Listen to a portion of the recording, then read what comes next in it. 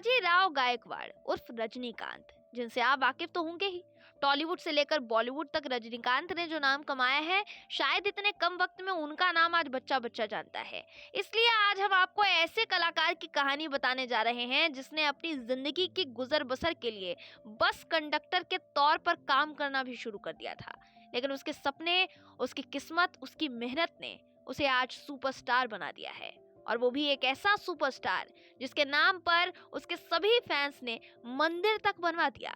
जी हाँ, आज हम बात कर रहे हैं बॉलीवुड से लेकर साउथ की फिल्मों में अपनी अदाकारी का जादू बिखेरने वाले सुपरस्टार रजनीकांत की। रजनीकांत का जन्म 12 दिसंबर 1950 को कर्नाटक के बेंगलोर में एक मिडिल क्लास मराठी परिवार में हुआ था। वो अपने 4 भाई बहनों में सबसे छोटे थे। उनका जीवन शुरुआत से ही मुश्किलों भरा रहा।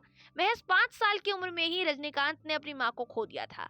पिता पुलिस में एक हवलदार थे, कमाई कम थी और 4 भाई बहन होने की वजह से घर की खराब स्थिति थी। घर की खराब हालत को देखकर रजनीकांत ने पैसों के लिए कुली के तौर पर भी अपने काम की शुरुआत की। लेकिन रजनीकांत का अंदाज किसी स्टार से कम नहीं था। वो अपने स्टाइल, सीटी मारने की आदत को लेकर यात्रियों और दूसरे बस कंडक्टरों के बीच काफी मशहूर थे। जिसके बाद रजनीकांत को अपने अंदर की कला समझ में आने लगी। वो धीरे धीरे कई मंचों पर एक्टिंग करते और एक्टिंग धीरे धीरे उनका शौक बन गई और शौक से जुनून में तब्दील हो गई। रजनीकांत की शुरुआती शिक्षा Gavipuram government Kannada modern primary school में हुई थी। रजनीकांत उस समय पढ़ाई लिखाई में विशेष रुचि रखते थे।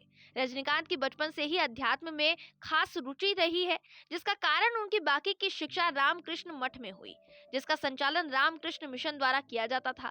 रामकृष्ण मिशन के संस्थापक रामकृष्ण परमहंस के बारे में जानने के लिए पढ़े।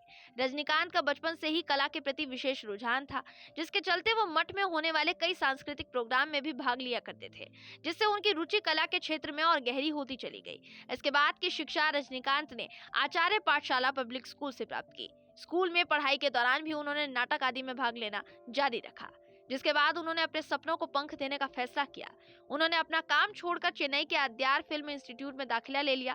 वहां इंस्टीट्यूट में एक नाटक के दौरान उस समय के मशहूर फिल्म डायरेक्टर के बालाचंदर की नजर रजनीकांत पर पड़ी और वो रजनीकांत की एक्टिंग को देख इतने प्रभावित हुए कि उन्होंने उसी वक्त अपनी फिल्म अपूर्व रंगालाल में एक रोल के लिए उन्हें साइन कर लिया। रजनीकांत की ये पहली फिल्म थी। हालांकि किरदार बेहद छोटा होने की वजह से उन्हें वो पहचान नहीं मिल पाई जिसके वो हकदार थे, लेकिन उनकी एक्टिंग इस फिल्म में जिसने देखी उस हर शख्स के मुंह से तारीफ जरूर निकली। रजनीकांत के एक्टिंग का सफर उतना आसान नहीं था।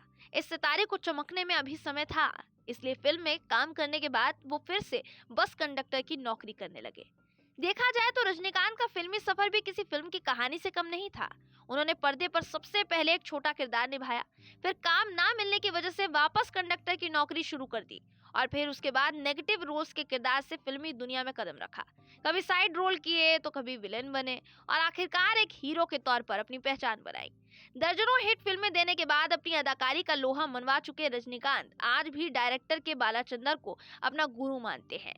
रजनीकांत ने लगभग 190 फिल्मों में काम किया है, जिनमें तमिल, कन्नड़, तेलुगु, मलयालम, हिंदी, इंग्लिश और बंगाली फिल्में शामिल हैं।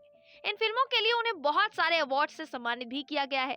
रजनीकांत को अपना पहला फिल्म फेयर अवार्ड 1984 में नल्लवमुकु नल्लवम फिल्म में बेस्ट तमिल एक्टर के लिए दिया गया था। रजनीकांत को तमिलनाडु सरकार की तरफ से 1984 में कलाई ममणी अवार्ड दिया गया। भारत सरकार ने सन 2000 में उन्हें पद्म भूषण से नवाजा। इसी से आप समझ सकते हैं कि रजनीकांत भारतीय फिल्म इंडस्ट्री में कितने दिग्गज अभिनेता हैं, जिनकी उपलब्धियों को देखकर कोई भी प्रेरणा ले सकता है।